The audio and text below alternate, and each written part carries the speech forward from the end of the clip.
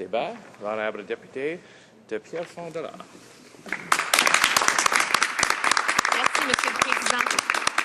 J'aimerais d'abord dire que je voudrais partager mon temps avec le député de Hamilton East, Stony Creek. Merci. Alors oui, en effet, aujourd'hui, on propose une motion qui touche à la pauvreté des aînés. Pourquoi? Parce que, en ce qui concerne les conjectures et les hypothèses soulevées sur le régime de la sécurité de la vieillesse par le chef du Parti conservateur lors de son discours à Davos, la position du NPD est très claire. Il faut un débat ouvert, honnête et transparent pour dès maintenant, travailler ensemble pour prévoir et planifier tout changement éventuel au programme de la sécurité de la vieillesse ou du supplément du revenu garanti ou de tout autre élément touchant les régimes des pensions canadiennes. Monsieur le Président, vous n'êtes pas sans savoir que nos aînés ont besoin de nous au moment où ils prennent leur retraite.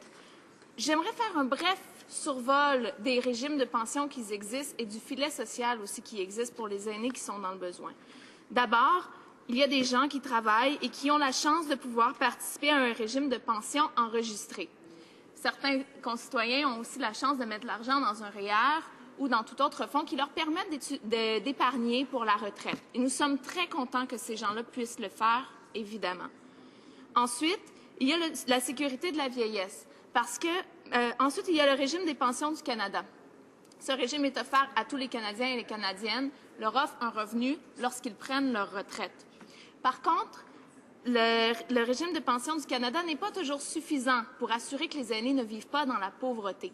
À ce moment-là, les aînés ont accès à la sécurité de la vieillesse et au supplément du revenu garanti. Ces programmes permettent, justement, comme je viens de le dire, à ce que les aînés puissent vivre dignement sans souffrir de la pauvreté. Voilà pourquoi nous sommes inquiets des paroles vagues que le premier ministre a partagées à Davos récemment.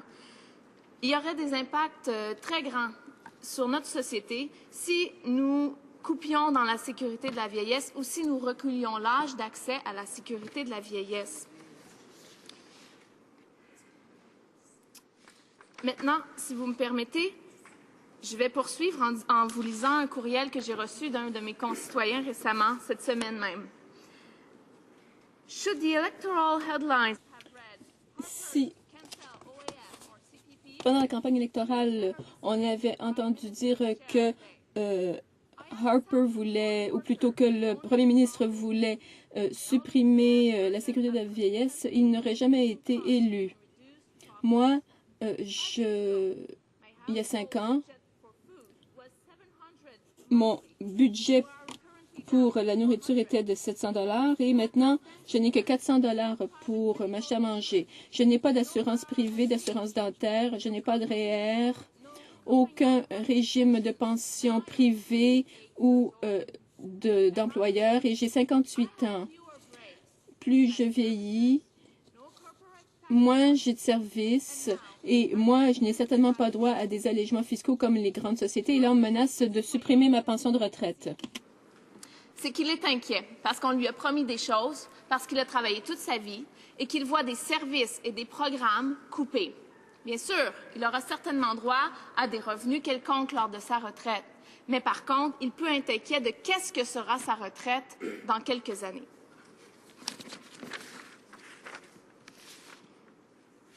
L'enjeu de la pauvreté chez les aînés, Madame la Présidente, c'est un enjeu qui devrait tous nous concerner et on ne devrait pas faire de coupure aveuglément.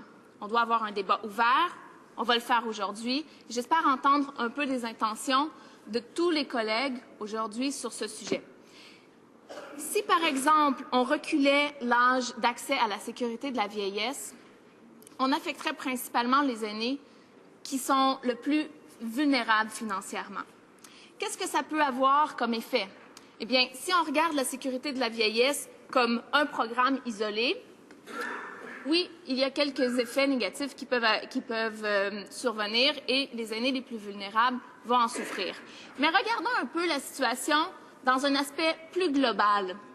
La sécurité de la pauvreté chez les aînés a un impact sur beaucoup d'autres choses, par exemple sur notre système de santé. des aînés qui ne peuvent pas manger adéquatement, qui ne peuvent pas avoir le chauffage, qui ne peuvent pas se payer des médicaments, eh bien, ils ont besoin davantage de notre système de santé et on déplace alors le problème ailleurs. Un autre exemple, Madame la Présidente. Des gens peuvent continuer à travailler à 67 ans, c'est tant mieux, et certains veulent le faire, mais certains ne peuvent pas le faire. Et rappelons-nous dans le contexte que quand on parle de la sécurité de la vieillesse, par exemple, on parle des aînés qui n'ont pas nécessairement de REER ou de régime de pension enregistré. On parle des aînés qui sont le plus susceptibles de vivre la pauvreté. Ces aînés qui ont travaillé toute leur vie comme caissières, à passer toute leur journée debout. Ces aînés qui ont travaillé dans des entrepôts, dans des usines et qui ont les bras fatigués et plusieurs blessures. Peut-être qu'à 65 ans, ils seront capables de continuer à travailler. Mais peut-être qu'ils ne seront pas capables. C'est très probable, Madame la Présidente. Qu'est-ce qui arrivera à ces aînés qui ne sont pas capables de travailler plus longtemps? Eh bien, ils vont devoir aller chercher de l'aide ailleurs. Où? Par exemple, avec l'aide sociale au niveau des provinces. Qu'est-ce qu'on fait encore une fois ici? On déplace le problème et on refile la facture aux provinces. Ce n'est pas de cette façon-là, Madame la Présidente, qu'on va vraiment régler un problème ou un obstacle de société. Il faut vraiment regarder la question globalement, se pencher sur la question sérieusement, avoir un débat et écouter, Madame la Présidente. Écouter tous les partis dans cette Chambre, oui, c'est un point. Mais écoutez aussi les gens qui travaillent sur le terrain avec les aînés tous les jours. Écoutez ces aînés qui ont des besoins. Écoutez les générations futures, Madame la Présidente. On en parle beaucoup depuis le début et je vais y revenir à ces générations futures. Mais d'abord, j'aimerais faire mention d'un choix de société aujourd'hui qui se présente à nous. Parce que manifestement, le gouvernement a des plans de modifier des programmes dont les aînés bénéficient. On ne sait pas encore comment et on espère le savoir bientôt et on espère pouvoir participer à un débat, à une discussion avant d'arriver devant les faits accomplis. Mais le Premier ministre et le Parti conservateur nous présentent la situation comme une situation critique. Il utilise d'abord des données qui sont faussées et qui ont l'air beaucoup plus alarmistes qu'elles le sont vraiment. Deuxièmement, il nous présente la situation de crise, la situation critique pour les générations futures, la situation qui n'est pas vivable à long terme, et il nous présente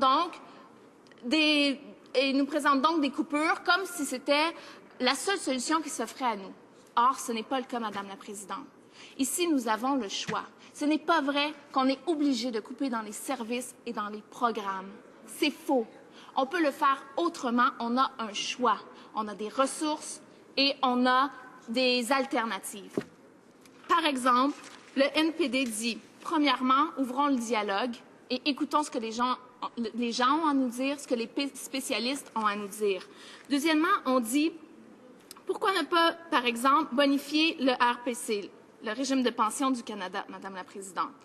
Oui, ça demanderait un peu plus d'investissement, mais comme je l'ai dit tantôt, on ne gagne pas nécessairement à faire des coupures dans les services ou dans les programmes. On pourrait payer la facture ailleurs et la facture pourrait être autrement plus salée. Donc, pourquoi ne pas étudier le tout dans sa globalité et voir où on peut investir stratégiquement pour réduire la facture globale, le coût global de la facture. Donc, il y a d'autres solutions, Madame la Présidente, et ce qu'on nous présente souvent comme une fatalité, un résultat de la crise économique ou du vieillissement de la population, eh bien non, ce n'est pas une fatalité, mais c'est bel et bien un choix parmi tant d'autres que le gouvernement fait. Et ça, c'est important de s'y attarder. J'aimerais finir, Madame la Présidente, en parlant du fameux intérêt de ces générations futures. On nous le lance, on nous le sert à toutes les sauces, la population vieillit, il faut faire quelque chose pour les générations futures. Eh bien, laissez-moi vous dire que moi, j'en fais partie de cette génération future.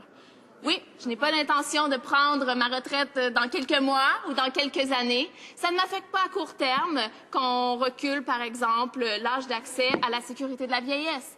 Mais je suis quand même inquiète. Et j'en fais partie de cette génération future-là et j'en veux pas de ces coupures-là dans les programmes et dans les services.